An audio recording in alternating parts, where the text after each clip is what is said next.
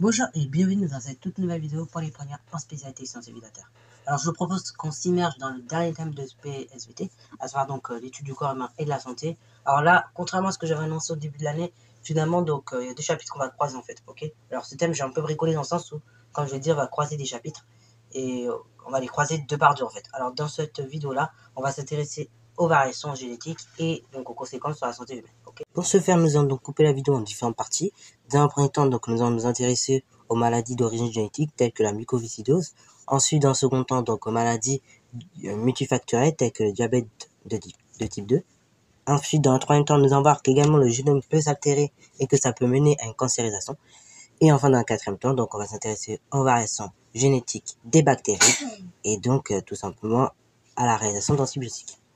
Bah, let's go, c'est parti mon kiki. Alors bah tout d'abord, première chose qu'il faut savoir avant que je parle de la mucoviscidose, c'est qu'en fait une mutation concrètement peut justement engendrer des maladies ou même des pathologies. Ok. Alors donc là, ce que vous pouvez voir d'ailleurs sur le petit schéma que je vous lance juste là. Donc en fait, on a un gène donc CFTR en position donc ici 7q31 et donc tout simplement cette protéine, ce gène CFTR donc qui est un gène normal qui régule tout simplement, qui va permettre la circulation du mucus et donc sa régulation. Et bah là, on voit que dans un premier temps, on va faire une première mutation, donc au codon 508, donc on va le déléter, et conséquence, donc cela va tout simplement conduire à l'absence d'un acide aminé en position 508, et donc la protéine CFTR est inactive, ok. Ce qui fait donc qu'on a vu tout simplement le fonctionnement de cette protéine, et donc malheureusement, comment dire, la production du mucus et surtout sa circulation, et bah elle est mal faite, ok. Bravo. Également, donc, deuxième mutation qu'on fait ici, c'est substitution du codon au niveau du codon 553. Et donc, tout simplement, en conséquence, ce qui se passe, c'est qu'on a une apparition d'un codon stop en position 508. Et donc, on a une protéine qui devient raccourcie. Et cette protéine, donc, comme elle est raccourcie, et bah, forcément, elle est modifiée par rapport à la protéine de départ. Et donc, elle ne peut plus remplir sa fonction de base. C'est-à-dire, donc, ici, de réguler les flux, comme je vous l'ai dit, et bah, de mucus qui vont circuler. Ok, bravo. Voilà, donc ça c'est pour tout simplement une petite introduction au sujet, donc des mutations et des maladies que ça peut engendrer. Donc vous pouvez, comme on peut le voir, c'est pas forcément joli, et donc en fin de compte les mutations très souvent c'est à l'origine de maladies, enfin, peuvent être très souvent à l'origine de maladies. Alors après on peut avoir aussi des gènes de prédisposition, donc qui vont pousser plus facilement à avoir des maladies aussi, ça arrive, ok. On en reparlera dans le cas justement du diabète également. Alors là par exemple, donc dans le cas de la maladie de la mucoviscidose, donc là je vous propose deux individus, un individu sain et un individu donc atteint de la mucoviscidose, ok. Donc pour l'individu sain, on peut voir au niveau de ses chromosomes du coup qu'on a le gène CFTR, ok, partout, sauf donc sur un des deux chromosomes, ok, une des deux paires. Mais donc comme c'est une des deux paires, le gène CFTR non muté étant donc pas forcément récessif ou surtout donc prioritaire sur le gène CFTR, et bien dans ce cas-là, ça reste quand même un individu sain. Pour l'individu atteint de la mucoviscidose, donc au niveau de ses chromosomes, à chaque fois, on va avoir la présence d'un gène CFTR muté. Ce qui va entraîner donc ici à l'échelle donc moléculaire à une fonctionnalité, enfin, à une protéine fonctionnelle dans le cas de l'individu sain, c'est-à-dire donc que tout simplement les niveaux d'eau vont pouvoir se circuler, ok, aussi, donc à l'échelle moléculaire, et donc ils vont pouvoir sortir tout simplement de notre peau, ok, voilà, comme vous pouvez voir sur mon petit schéma, tandis que dans le cas et également on aura une sortie des ions Cl-, des ions chlorés, qui va pouvoir se faire. Tandis dans le cas où la protéine est non fonctionnelle, et bah non seulement les niveaux d'eau, mais également donc de chlore, d'ions chlorure, ne vont pas sortir, ok, ils vont rester coincés et bah dans notre matrice, enfin à l'intérieur du tissu. Après, ce qui va se passer donc à l'échelle cette fois-ci, et bah cellulaire. Du coup, à l'échelle cellulaire, dans le cas d'un individu sain, on a donc un mucus fluide, ok, voilà, et donc cela entraîne une respiration normale. Et donc, pour l'échelle cellulaire chez l'individu non sain, et bah on a une respiration difficile, on a un développement même, et bah tout simplement on a un dysfonctionnement donc de différents organes qui peuvent se produire, et cela même peut emmener à la mort d'un individu. C'est pour ça que quand un individu est atteint de mucoviscidose, en général, on le traite rapidement. Alors, il n'y a pas beaucoup de cas, enfin, la proportion de personnes atteintes de la mucoviscidose n'est pas forcément énorme. Voilà, on doit être sur du 2-3% peut-être, mais néanmoins, c'est une maladie qui fait mal. Ok, quand on l'a, franchement, ça fait mal, je peux vous dire. Ok, puisque par conséquent, on a une protéine qui ne fonctionne pas et donc on a l'apparition de nombreuses pathologies. Ok, on a l'accumulation de nombreux pathogènes et donc de nombreuses pathologies, et c'est moyen. Alors pourquoi cette accumulation des pathologies se fait? Parce que tout simplement le mucus n'est pas fluide, il ne circule pas, il reste posté au même endroit, et donc à un moment donné ça va s'agglutiner avec les pathogènes, et donc ça peut engendrer de graves maladies chez une personne atteinte. Donc en général une personne atteinte à mucoviscidose, on va le traiter des façons suivantes, donc notamment en lui donnant de l'air et en lui permettant une meilleure respiration, pour que son mucus puisse circuler, ok? Et donc circuler au mieux en tout cas. Alors, donc on a vu qu'il y avait des maladies qui étaient dues à tout simplement une mutation d'un gène. Donc ici, c'est le cas de la mucoviscidose, qui empêche la respiration et même le développement de différentes pathologies. Mais il y en a également des maladies qui sont dites multifactorielles, donc elles peuvent avoir différents facteurs et différentes sources. Alors, je vais vous parler ici du diabète de type 2, donc qui touche déjà davantage plus de personnes malheureusement en France. Donc là, on est plus autour de 10%, si je dis pas de bêtises. Si j'arrive à retrouver une statistique là-dessus, je vous la mets, sinon je l'écris peut-être. Mais donc voilà, le diabète quand même, ça touche beaucoup de personnes. Donc c'est quand même une maladie déjà plus répandue en France. Alors, elle peut être due à différents éléments. Tout d'abord, première origine, donc on a tout simplement les prédispositions génétiques. Ok, donc ça peut être dû à des gènes de prédisposition que l'on a malheureusement qui font que vous pouvez avoir le diabète, ok, ou encore parce que vous avez hérité ça de vos parents, peut-être qu'ils l'avaient par le passé, donc vous avez hérité. Mais également, il peut y avoir les facteurs environnementaux qui rentrent en ligne de compte, tels qu'une mauvaise alimentation ou encore un manque d'activité physique, ok, voilà. Et donc, dans ces deux cas de figure, là, dans le cas où vous êtes si c'est une prédisposition génétique, la grosseur ne va pas forcément évoluer beaucoup, c'est-à-dire qu'on n'aura pas forcément besoin d'être obèse pour faire du diabète. Tandis que dans le cas où c'est dû à l'environnement, donc mauvaise alimentation ou manque d'activité physique, cela peut se manifester également par une obésité. Ok, dans ces deux cas-là, que ce soit tout simplement dû à l'environnement ou dû à une prédisposition génétique, et ça va créer donc tout simplement une résistance des cellules cibles, ok, telles que les foies, le muscle et également les tissus adipeux, comme on avait vu en enseignement scientifique, qui sont également, comme on avait vu, les tissus adipeux, ça permet de régler les différents flux, ok, ça permet de augmenter le métabolisme, diminuer le métabolisme, mais également c'est avec les tissus adipeux qu'on peut régler la grosseur d'un individu, ok. Donc là, on aura une résistance de la part de ces cellules-là, ce qui veut dire que par conséquent, elles vont pas pouvoir sécréter suffisamment d'insuline. Et donc, ça veut dire que par conséquent, la moindre entrée de glucose dans les cellules adipeuses, et également musculaires, tout simplement, malheureusement, elle va être conservée, ok, elle va être conservée, elle va être stockée, et elle ne pourra pas tout simplement diminuer sous l'effet de l'insuline. Et donc, on aura même libération du glucose par le foie. Ce qui va créer donc par conséquent une hyperglycémie chronique et donc un diabète de type 2. Si le diabète est dû seulement à l'obésité, ok, en plus donc des symptômes que je viens de décrire là, une résistance des cellules cibles, okay, des organes cibles, ok, donc un manque en insuline de la part des organes cibles, ou le fait que la glycémie reste constante, ok, qu'elle reste élevée, on va avoir en plus une déficience des cellules pancréatiques, ok, qui vont pas pouvoir également sécréter de l'insuline, et donc ça a diminué cette sécrétion, et donc par conséquent ça a amené à une hyperglycémie chronique. Voilà.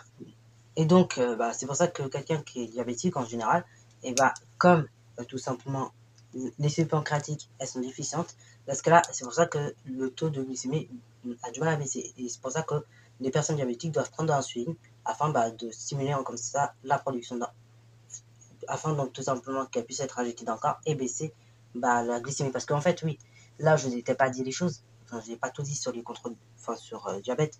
D'ailleurs, vous le reverrez aussi un petit peu en termes d'aspect. Mais donc, le fait d'avoir une concentration de glucose beaucoup trop élevée va jouer sur deux paramètres, à savoir notamment la tension artérielle.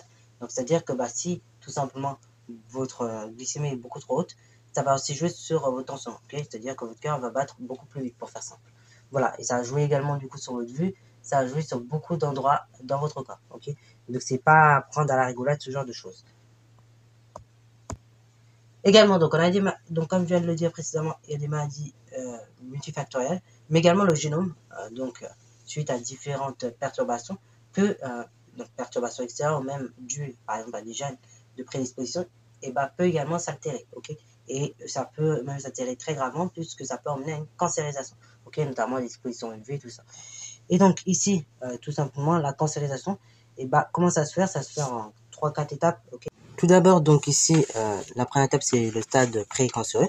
Ensuite, donc, on va voir tout simplement le stade du cancer déclaré, le stade invasif et ensuite le stade généralisé. Donc, dans un premier temps, donc le stade pré-cancéreux, il va se faire donc à la présence d'une tumeur. Ok, on va avoir une tumeur. Et donc cette tumeur, en fait, elle va être présente. Et normalement, en temps normal, cette tumeur, elle doit, avec la présence des autres cellules, lors justement des différentes sessions de réplication, il existe des systèmes de réparation qui permettent justement d'éliminer toutes les cellules qui ne fonctionnent pas correctement ou qui ne jouent pas correctement leur rôle. Bon, dans ce cas-là, ici, ces cellules mutées, ok, donc qui forment une tumeur, ne vont plus jouer leur rôle. Et cependant, donc, lorsque ces cellules, elles vont malheureusement proliférer dans l'ensemble des organes, c'est souvent dû donc à une tumeur qui, a un système en fait défaillant en termes de récupération, et donc c'est pour ça qu'elle va se propager elle va commencer à se propager pour l'instant à l'échelle, juste d'un organe, ok. Ensuite, deuxièmement, donc le stade cancer déclaré. Donc là ici, euh, cette fois-ci, on a passé un petit peu le stade de je prolifère. Là, carrément, donc la cellule, la cellule modifiée, donc qui sont d'ailleurs plusieurs, vont commencer petit à petit à se propager, donc de façon incontrôlable et donc très rapide sur tout un tissu dans un premier temps. Et donc, ils vont se multiplier afin de former tout simplement un clone. Et donc, cette tumeur, elle va grossir très progressivement jusqu'à tout simplement empêcher les cellules saines de fonctionner correctement. Ensuite, donc, on a le stade du cancer invasif, c'est-à-dire donc que cette fois-ci, les cellules cancéreuses vont envahir les organes voisins, ok. Et enfin, donc, quand le cancer, il devient tout simplement généralisé, c'est-à-dire que les cellules cancéreuses, cette fois-ci, vont se mettre à envahir tous les organes de l'ensemble de l'organisme. Alors, cependant, il existe aussi, tout de même, on est arrivé donc à une bonne époque, ok, on est dans l'année 2000, et donc il existe comme ça quelques techniques pour réparer, d'une anomalie, de tel genre sur le génome. Notamment, des traitements d'immunothérapie, la chimiothérapie également, l'hormonothérapie, la thérapie génique. Voilà, ce sont tout un ensemble de traitements, et j'en ai vu encore plein d'autres, qui permettent de guérir ou du moins d'atténuer les symptômes d'une cancérisation. Ok, bravo. Même si encore une fois, bon, pour la chimiothérapie, c'est un domaine encore en cours de recherche. C'est-à-dire qu'actuellement sur la chimiothérapie, le but c'est quoi? C'est de lancer un laser et on le lance un petit peu au hasard. Ok, on lance un petit peu au hasard jusqu'à ce qu'il atteigne une cellule. Et en fait, on ne sait pas vraiment quelle cellule on atteint. C'est-à-dire, on ne sait pas si on atteint la cellule d'un patient malade ou d'un patient non malade.